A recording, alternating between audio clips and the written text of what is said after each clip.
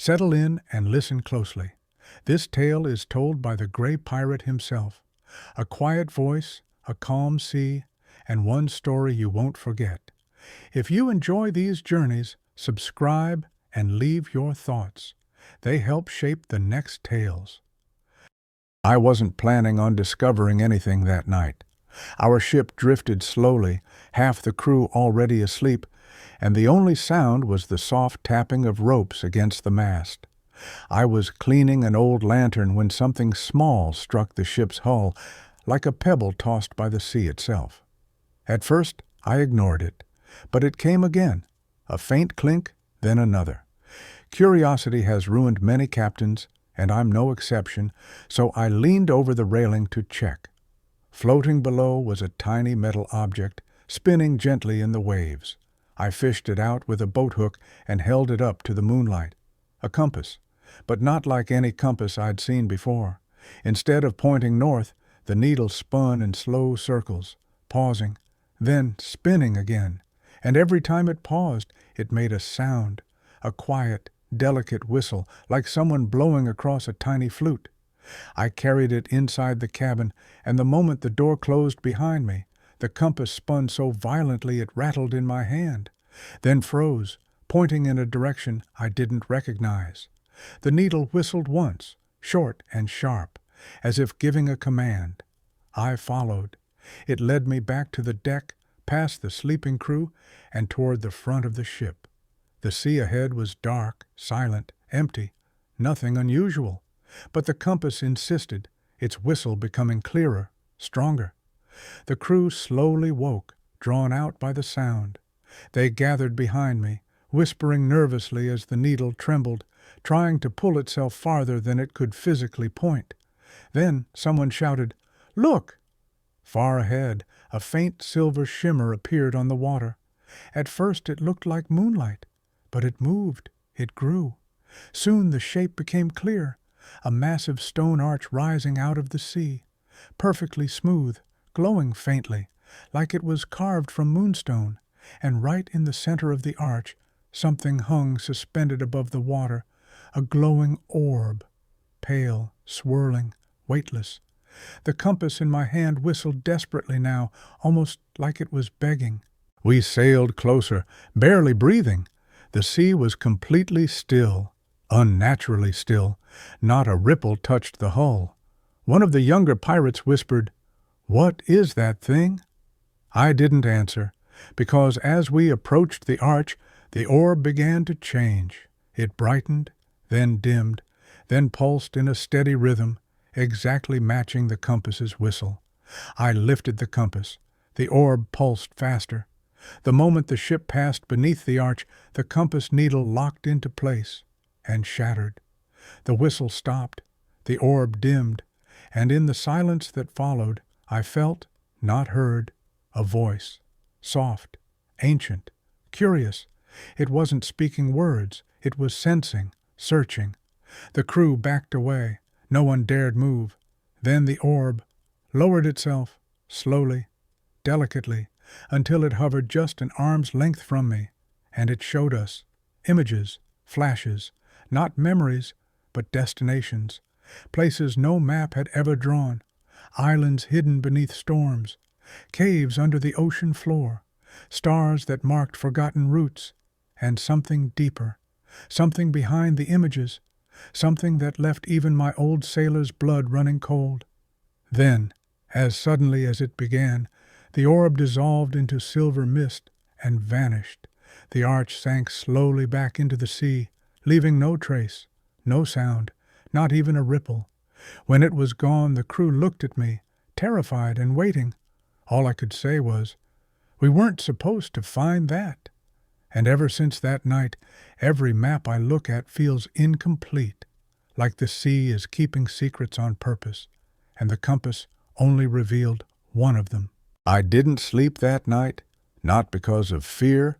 A pirate learns to ignore fear, but because I couldn't stop replaying what we saw in that fog-covered cove. When morning finally broke through the mist, the crew was already awake, whispering quietly, each man pretending he wasn't shaken by the glowing shape we'd glimpsed beneath the water. No one said it aloud, but we all wondered the same thing. Was it waiting for us? We pushed the anchor up, slowly, carefully, as if the sea itself might hear us. The water around the ship had changed overnight, calmer, unnaturally still, like a giant sleeping animal. Even the gulls avoided the area, circling far overhead instead of diving for breakfast. I didn't want to turn back, and I couldn't explain why. Curiosity, maybe, or the way the air felt heavy, as though some secret lay just out of reach. Whatever the reason, I steered the ship farther into the narrow passage between the cliffs. That's when we found the first sign. A large wooden beam floated near the rocks, carved with symbols none of us recognized. Loops, spirals, lines like waves curling inward. They were burned into the wood, not painted, and the edges were smooth, as though the beam had been in the water for years, but hadn't rotted at all. Our navigator leaned over the railing. "I've seen carvings like this before," he muttered. "Where?" I asked. "In stories," he said quietly. We sailed deeper. The cliffs tightened around us, rising so high they swallowed the sun for a moment. The water darkened, turning a deep blue-green. It felt like entering a throat, as if something alive was swallowing us whole. Then we heard it, a slow rhythmic sound, not waves, not wind, something else, like a whispering breath echoing through the stone walls. We followed the sound until we reached a circular lagoon hidden behind the cliffs. At the far end stood a stone pillar, taller than any mast, covered from top to bottom in those same spiral carvings. Seaweed wrapped around its base like a crown. But the strangest part wasn't the pillar itself. It was the object resting at its center, a sphere, carved from some material I'd never seen, smooth, shimmering, almost alive. It pulsed softly like a heartbeat. The crew froze. No one dared speak.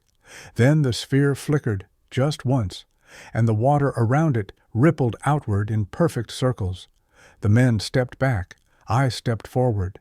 Something about that sphere felt familiar, not in memory, but in instinct, like how a sailor knows a storm is brewing long before it reaches the horizon. As I approached, the water around the sphere began to glow, faintly at first, then brighter. A low humming rose from the depths, vibrating through the deck of the ship. One of the crew grabbed my arm. "Captain, we should leave." His voice shook, and for the first time I wasn't sure he was wrong. But before I could answer, a shadow moved beneath the surface, long, smooth, huge. It circled the lagoon once, stirring the glowing water. Then again, tighter and closer, the same rhythm as the heartbeat of the sphere. When it surfaced, it broke the water with almost no splash, too graceful for its size. We stood frozen as a single enormous eye rose from the water, calm and ancient, watching us, not hungry, not angry, just watching. And then, in the stillness, the sphere pulsed again, once, as if answering the creature below. And I realized, whatever this place was, that sphere wasn't a treasure. It was a signal. The crew didn't sleep that night, not because of fear, we'd seen worse, but because none of us could agree on what exactly we had discovered. Was it magic? A forgotten race? Some trick of the sea? No one knew, and the sea wasn't giving answers easily. The next morning, while the fog still hugged the waves, something tapped on the hull. One soft tap, then another, then one more. We thought it was driftwood, or a fish. But when we leaned over the side, we saw the lantern again, the same impossible lantern we'd found days ago, the one that glowed underwater, the one that led us to the hidden cave, the one that should not exist. This time it floated beside the ship, burning bright in the daylight. The moment I touched it, the flame flickered, not out of fear, but like it recognized me. A low vibration pulsed through the glass, and suddenly the light spilled across the water in a perfect circle. Inside that glowing ring, the sea turned clear as air. We saw the bottom, not dark, not deep, but shimmering like a mirror, and in that reflection the cave was back, not physically, just a reflection of it, as if the sea remembered the place even after it collapsed. The crew stared without speaking. The lantern hummed softly, pulling our attention downward. That's when we saw the figure, a shape moving in the mirrored reflection, slowly, gracefully, almost human, but not quite. The creature raised a hand as if greeting us from the world beneath the reflection, a world that might no longer exist. When I reached out toward the water, the creature's palm aligned with mine, separated only by the rippling surface. For a moment, the sea held still. For a moment, it felt like we were connected, two worlds touching through a thin layer of ocean. Then the lantern went dark. The reflection shattered into waves, the image vanished, and the creature disappeared with it. We waited, hoping it would return. It didn't. But on the deck, where the lantern had rested, a small object lay glimmering, a scale, smooth, warm, and glowing faintly like moonlight trapped inside. Some said it belonged to the creature. Some said it was a memory of the cave itself. Some said the sea gives gifts only when it knows something has truly ended. Whatever it was, it felt like a goodbye. So we set sail again, quieter than before, a little sadder, a little wiser. And though we never saw the lantern again, sometimes at night the sea glows faintly beneath the hull, just for a moment, as if reminding me, some secrets aren't meant to be solved. Some are only meant to be found.